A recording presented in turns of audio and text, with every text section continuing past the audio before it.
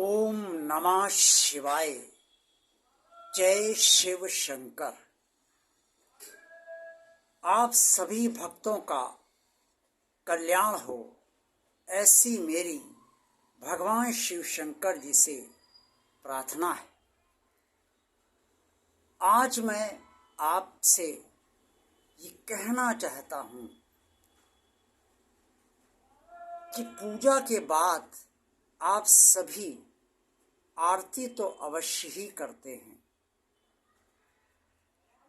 और आरती में घंटी भी बजाते ही होंगे। क्या आपको पता है कि आरती में घंटी क्यों बजाई जानी चाहिए और जब तक आरती शुरू से लेकर संपन्न न हो तब तक आरती में घंटी लगातार क्यों बजाते रहना चाहिए? आरती आपको सदा मनोयोग से ही गानी चाहिए। आप जिस ईश्वरी स्वरूप की आरती गा रहे हैं उसकी आरती को आप पूरी श्रद्धा से, पूरे विश्वास के साथ ये समझ कर गाइए कि वो स्वरूप आपकी आरती को सुन रहा है। अदृश्य होते हुए भी वो स्वरूप आपके लिए दृश्य बनकर उस आरती को सुन रहा है। जितना मनोयोग से आप आरती गाएंगे उतना ही मन आपका आरती में लगेगा। आपकी आस्था, श्रद्धा और विश्वास उस ईश्वरी स्वरूप के पास पहुंचेगा। आरती स्वयं में ही एक संपूर्ण पूजा है। अगर आरती मनोयोग से गाई जाती है तो जिसकी भी आरती गाई जाती है वो ईश्वरी स्वरूप बहुत प्रेम से आपकी आरती को न से सुनता है बल्कि स्वीकार भी करता है।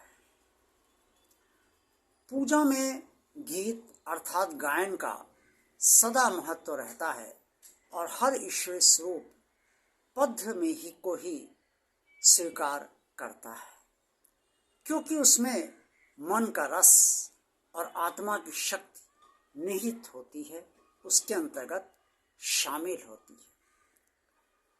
जब भी आप आरती गाएं तो घंटी अवश्य बजाना आरंभ कर दीजिए और लगातार घंटी जोर जोर से बजाते रहें, क्योंकि आपको शायद मालूम हो, शायद ना मालूम हो कि हर घर में शुभ और अशुभ शक्तियों का वास अवश्य होता है।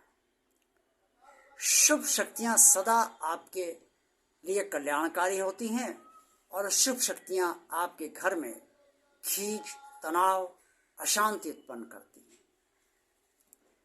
आरती जब आप बजाते हैं, आरती जब आप करते हैं और उसमें जब घंटी आप बजाते हैं तो उससे उत्पन्न कुछ तरंगे ऐसी निकलती हैं ध्वनि के जरिए जिससे अशुभ शक्तियां दूर भागती हैं और शुभ शक्तियां प्रसन्न होती हैं। शुभ शक्तियां जितनी ज़्यादा प्रसन्न आपसे होंगी उतना ही वो आपके अनुकूल रहेंगी और आपके परिवार में सुख शांति का आशीर्वाद सदा देती रहेंगी।